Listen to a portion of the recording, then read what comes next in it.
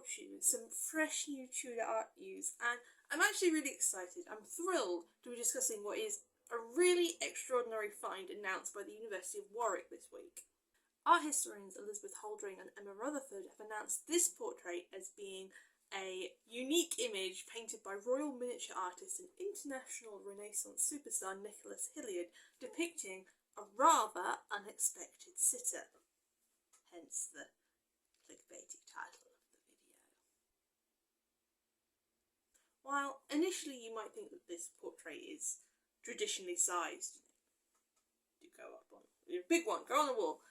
This is actually only 21 centimetres high. Hilliard was a master of miniature painting, an art form highly popular in Elizabethan and Jacobean high society.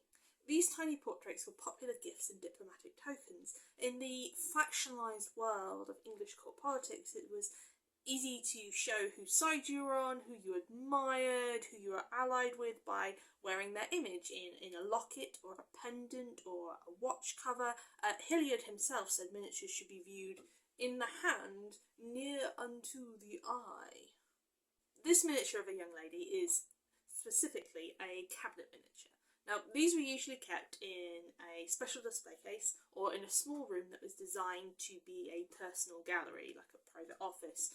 Cabinet at this time meant both the item of furniture and a small room. It's just one of those things, you just have to roll with it.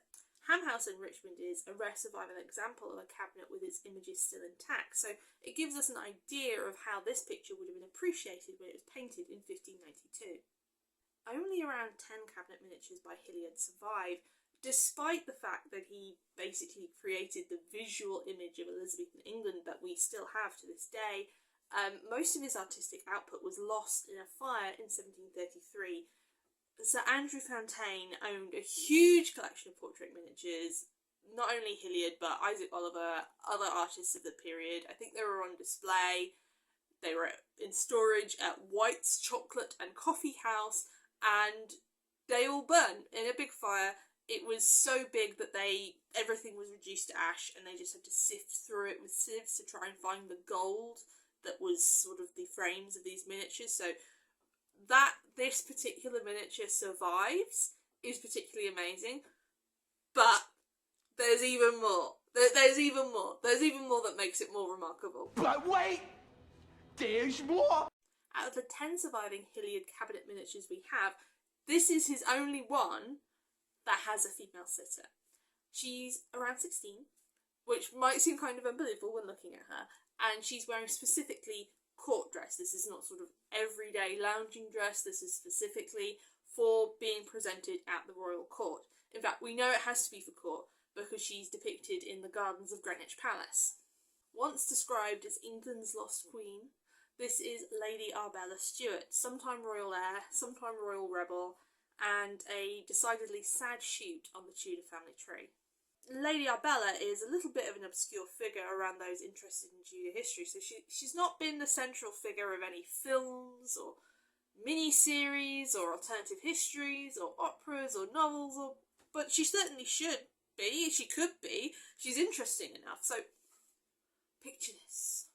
A windswept abbey in Nottinghamshire in 1574. Two forbidden lovers meet at midnight. Their mothers and an exiled queen look on, urging the priest to continue with the wedding vows, knowing that royal guards might be sent at any moment to stop the ceremony. This is how Arbella's parents were married, an omen of how things were to play out over the course of their daughter's life. Why was the marriage of Elizabeth Cavendish and Charles Stewart forbidden? Well, that takes a little explaining. Their union threatened to disrupt the royal line of succession not only in England, but in Scotland as well, posing the potential risks of revolt, rebellion and civil war. Do you understand why? Let's unpack the Tudor line of inheritance. And I got a paper trail to prove it. Check this out. Take a look at this! Okay, so the lines of Tudor succession. It's a little bit complicated, so I've made a fun chart to help explain it. So it all starts with boringly competent daddy Henry VII and his 3 surviving children. So the crown naturally goes to his eldest son, Henry VIII, and he has 3 children. No disputes there. Absolutely seamless child rearing. In his will of December 1546, he stipulates that his son Edward gets the crown first, and then Mary, and then Elizabeth.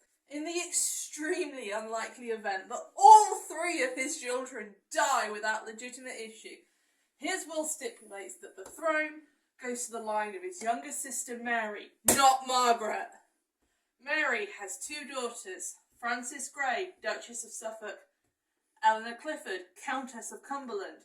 Then the line will go down through Frances's daughters. So why does Henry discount Margaret? Well, Margaret marries into the royal line of Scotland, and Henry doesn't want Scotland inheriting the throne. So from Margaret's first husband, we get James V of Scotland, and then his daughter, Mary Queen of Scots. From Margaret's second marriage, we get Margaret Douglas, Countess of Lennox. From her marriage, we then get Henry and Charles Stewart. Henry marries Mary, solidifying the Lennox-Stewart claim, producing James VI, who will eventually end up victorious out of all these people. The second son, Charles Stewart, marries into the Cavendishes and produces Arbella, the theme of our video for today. And if it sounds like a lot, it is, but there's even more later. So, the match is cooked up by three quite powerful women: Mary Queen of Scots, Margaret Douglas, and Bess Cavendish, Countess of Shrewsbury. She's the mother of Elizabeth Cavendish, and you also know her as Bess of Hardwicke, house builder extraordinaire. They're all quite invested in this alternative line of succession, having Elizabeth just be a bit annoyed about it and presenting, an alternative, an English alternative. So, Elizabeth I takes this well. She throws Margaret Douglas in prison for the second time, the first time being when her eldest son married Mary Queen of Scots, and, loses it. She gets riotously angry and, starts seeing treason everywhere. But, there's no stopping nature, and Charles and Elizabeth had their first child, their only child, Arbella, in 1575, a great-great-great-granddaughter of Henry VII, and definitely in the running to inherit the English throne. For Arbella, tragedy struck early and hard. Her father died when she was 1, her Scottish grandmother when she was 3, and her mother when she was 7. She was left in the care of her grandmother Bess, who pushed and pushed for her granddaughter to be recognised as a royal princess and the natural candidate to be the heir for Elizabeth. And in many ways, can't you see that Arbella is the natural right candidate? She's English born and raised, she's from the elder line of the family, she's a member of the Church of England, and she's inherited the famed Tudor intelligence, speaking multiple languages and playing 3 instruments. Wouldn't it be easier to just declare Arbella heir, raise her at court, raise her like a daughter? It fixes all the problems. In the mind of Bess of Hardwicke, sometimes Elizabeth seemed to find Arbella in favour, bringing her to court, welcoming her, giving her gifts, and this is not because she was interested in the child in particular. Arbella was a useful pawn to keep James VI of Scotland in line. Anytime he was rambunctious or upset about his mother's treatment, well, he just threatened to kick him out of the succession and make Arbella the heir. But as Arbella became a teenager, political interest around her began to grow. There was whisperings, talk of matches, talk about her taking her rightful precedence at court, and Elizabeth lost her temper completely over it, banishing her from court and sending her way back to live in isolation in Derbyshire. Bess of Hardwicke was incredibly paranoid that someone might try to kidnap her precious jewel Arbella, so Arbella lived under a very strict regime. She had to sleep in the same room as her grandmother, she wasn't allowed outside late, she was watched at all times by servants, she wasn't allowed to see friends and neighbours. She lived under this regime for 10 years, knowing that her peers, her relatives, her acquaintances were graduating into adulthood without her. Her only freedom, socially, legally, would be through marriage. But marriage involved getting Elizabeth's direct permission, and that was out of the question. Frequently slipping into depressive episodes, Arbella had disordered eating. The only way she could control her life was to refuse to eat in her grandmother's presence. In a final last-ditch effort to try and break free, she arranged a secret marriage with a cousin, more about them later, and tried to run away. She was caught. Bess disinherited her and begged the Queen to take custody of her because she just didn't want her anymore. And in fact, they remained estranged right up until Bess's death. Alongside all this, Arbella's prominence, her role, her position in politics definitely waned. Her only useful purpose had been to annoy James VI of Scotland, but as Elizabeth's government increasingly began to see him as the only candidate for a smooth succession, her importance was gone. I mean, like, James VI, he's the full package, he's got everything, he's a man. Duh. He's married, he's not mentally unstable, and the inheritance would unify England and Scotland, ending centuries of conflict between the countries and expanding English colonial influence into even further corners of the British Isles. A small group of diplomats in both countries began working with the goal of a peaceful transition of power from around 1592. And Arbella Stewart, she's just not going to be part of that. However, Elizabeth's death in 1603 presented a potential change of fortune. The old regime is gone. James is now king. She is his closest living blood relative. She's now at court. She's given precedence over anyone else bar the direct royal family, and she serves in a distinguished position as carver for Queen Consort Anne of Denmark. Again, we shouldn't see this as fondness for Arbella herself. No one likes Arbella. A plot of 1603 led by Sir Walter Raleigh had attempted to usurp James and put Arbella on the throne. And surely after the Gunpowder Plot of 1605, James was very wary of potential threats to his secure throne. It was why he, just the same as Elizabeth, refused to allow Arbella to marry. She marries a foreign prince. Well, that's giving a foreign invader an excuse to come to England. She marries into English nobility. Well, that gives them an excuse to plot on her behalf.